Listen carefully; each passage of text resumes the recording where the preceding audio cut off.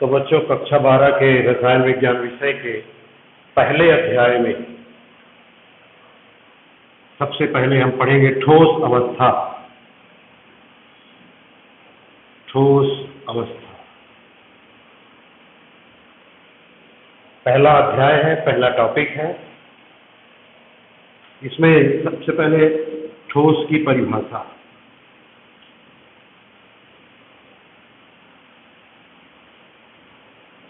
जैसा कि आपने पिछली कक्षा में पढ़ा है कि द्रव्य 3 रूपों में पाया जाता है, ठोस, द्रव, गैस।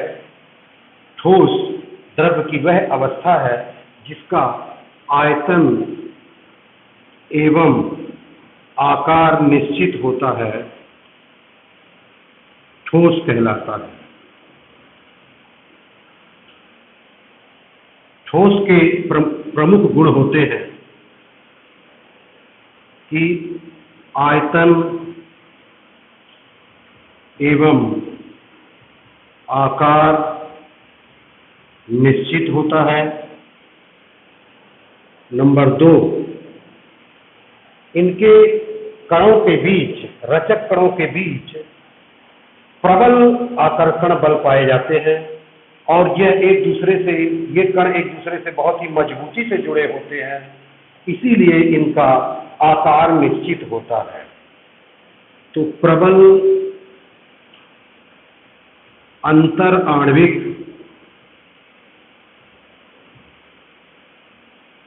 आकर्षण। तीसरा है, ये रचक कण अपनी माध्य स्थिति में ही रहते हैं, उसी के इधर उधर हिलते हैं, परंतु एक स्थान से दूसरे स्थान पर नहीं जाते, इसीलिए ठोस की संरचना दृढ़ होती है। दृढ़ संरचना होती है क्योंकि इनके रचक कण अपनी माध्य स्थिति में ही रहते हैं, उसके इधर उधर हिलते हैं, परंतु एक स्थान से दूसरे स्थान पर नहीं जाते, इसलिए इसका आयतन भी निश्चित होता है। और 5वां, ये कठोर होते हैं। इनकी कठोरता का कारण भी इनके रचक कणों के बीच मजबूत आकर्षण होता है, जिसकी वजह से ये हिलते नहीं हैं और इनको दबाया नहीं जा सकता। दबाया नहीं जा सकता। इनकम्प्रेसिबल होते हैं क्योंकि इनके कणों के बीच बहुत कम स्थान होता है, यह पर्याप्त पास होते हैं, एक दूसरे के नजदीक होते हैं, जिसकी वजह से ठोस को और नहीं दबाया जा सकता। तो ये है ठोसों के गुण। ठोस 2 प्रकार के होते हैं, क्रिस्टलीय एवं अक्रिस्टलीय ठोस।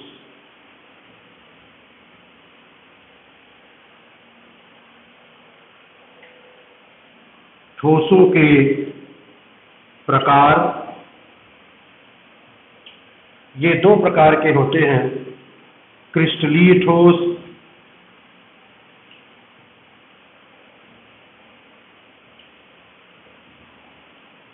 एवं अक्रिस्टलीय ठोस।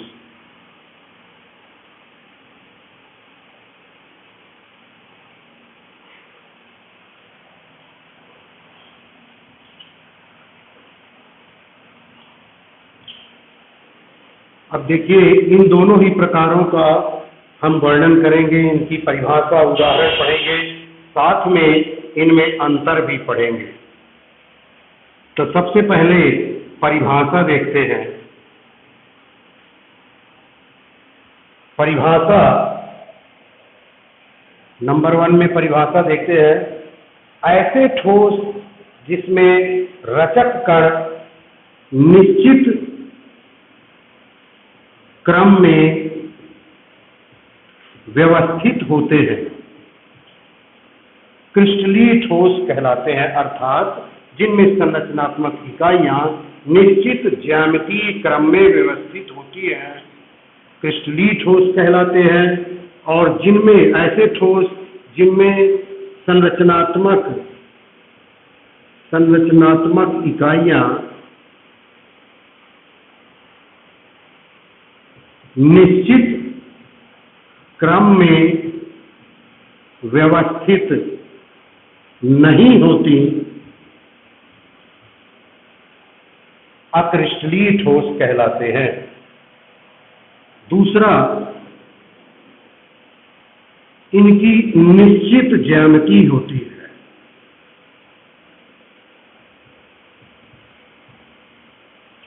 निश्चित ज्यामिति होती है, इनकी निश्चित ज्यामिति नहीं होती, क्योंकि संरचनात्मक इकाइयां इनमें निश्चित क्रम में व्यवस्थित होती है और इनमें क्रम में व्यवस्थित नहीं होती। तीसरा बिंदु है, इनका गलनांक निश्चित होता है और इनका गलनांक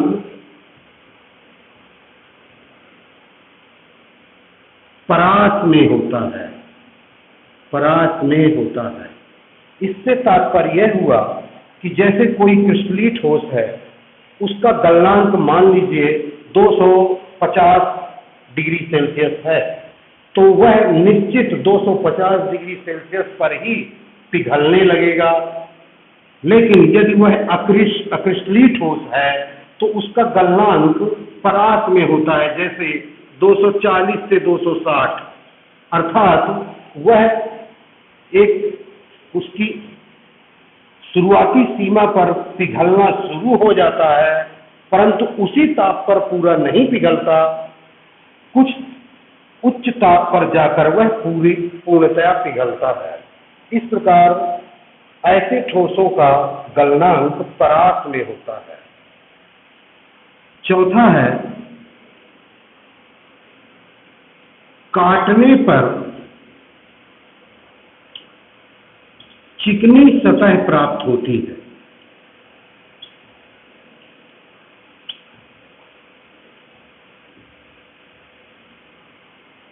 और इन्हें काटने पर चिकनी सतह प्राप्त नहीं होती। ऐसा इनकी संरचनात्मक इकाइयों के निश्चित क्रम में व्यवस्थित होने के कारण होता है।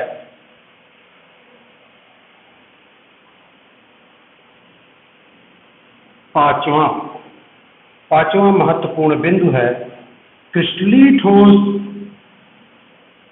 एनाइसोट्रॉपिक होते हैं। एनाइसोट्रॉपिक या इनमें एनाइसोट्रॉपी होती है। और अक्रिस्टलीय ठोस आइसोट्रॉपिक होते हैं। इस शब्द को समझना बहुत जरूरी है। आइसोट्रॉपिक और एनाइसोट्रॉपिक क्या है? तो क्रिस्टलीय ठोस एनाइसोट्रॉपिक होते हैं और अक्रिस्टलीय ठोस आइसोट्रॉपिक होते हैं। आइसोट्रॉपी से तात्पर्य यह है कि जब किसी ठोस के किसी भौतिक गुण का परिमाण उसके विभिन्न दिशाओं से मापने पर एक समान आता है, इस स्वभाव को आइसोट्रॉपी कहते हैं। ध्यान दीजिए कि जब किसी ठोस के किसी भौतिक गुण का मापन चाहे हम किसी भी दिशा से करें, उसका परिमाण बराबर हो, आइसोट्रॉपी कहलाता है। जैसे कांच हम लें, इसका उदाहरण है कांच, ग्लास। कोई कांच हम लेते हैं, कांच की सिल्ली आपने कक्षा 10 में देखा होगा, उसमें चाहे इस डायरेक्शन से या इस डायरेक्शन से हम अपवर्तनांक का मापन करें या विद्युत चालकता का मापन करें तो इस दिशा से अपवर्तनांक जितना होगा दूसरी दिशा से भी अपवर्तनांक का मान उतना ही होगा। ठोसों के इस गुण को आइसोट्रॉपी कहते हैं, जबकि क्रिस्टलीय ठोस एनाइसोट्रॉपिक होते हैं, अर्थात क्रिस्टलीय ठोस के किसी भौतिक गुण का उसके विभिन्न दिशाओं से मापन करने पर उसी भौतिक गुण के भिन्न भिन्न मान प्राप्त होते हैं। इस स्वभाव को एनाइसोट्रॉपी कहते हैं। उदाहरण हम यह भी देखेंगे, जैसे इसमें NaCl, क्वार्ट्ज,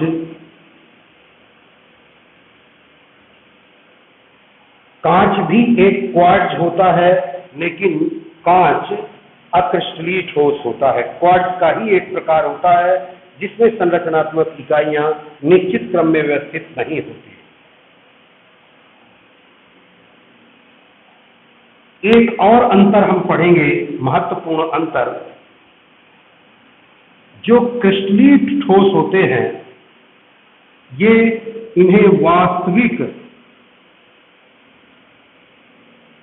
ठोस भी कहते हैं, जबकि इन्हें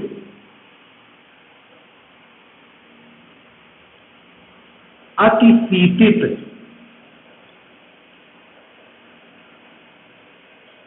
द्रव या छद्म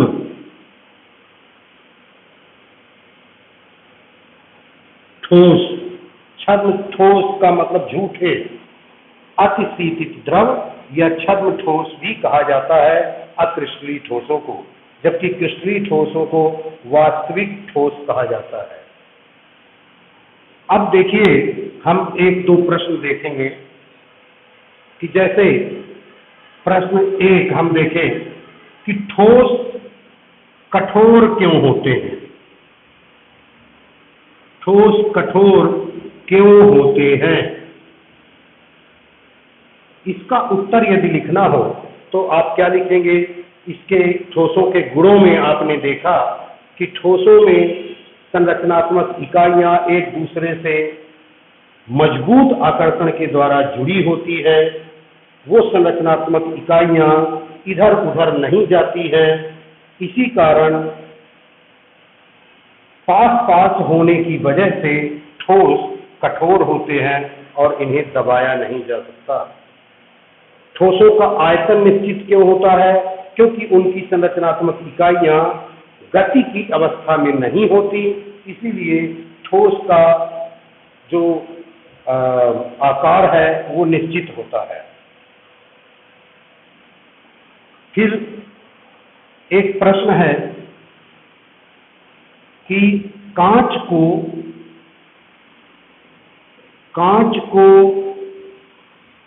अतिशीतित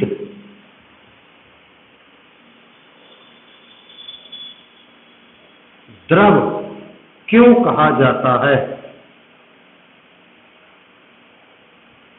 कांच को अतिशीतित द्रव क्यों कहा जाता है, तो अक्रिस्टलीय ठोसों में, कुछ अक्रिस्टलीय ठोसों में अधिक ताप पर द्रव के समान बहने का गुण आ जाता है। इसे हम पुरानी बिल्डिंगों में, पुराने मकानों में लगे कांच की खिड़की में आप देखिए कि नीचे साइड की कांच थोड़ा मोटी हो जाती है और ऊपर पतली रहती है, अर्थात नीचे पारदर्शी नहीं होती जबकि ऊपर की पारदर्शिता बनी रहती है। ऐसा कांच के कणों का ताप के कारण ऊपर से नीचे की ओर अति मंद गति से बहने के कारण होता है। तो अक्रिस्टलीय ठोसों में ताप, उच्च ताप पर बहने के गुण के कारण उन्हें अतिशीतित द्रव भी कहा जाता है। तो इस खंड में इतना ही।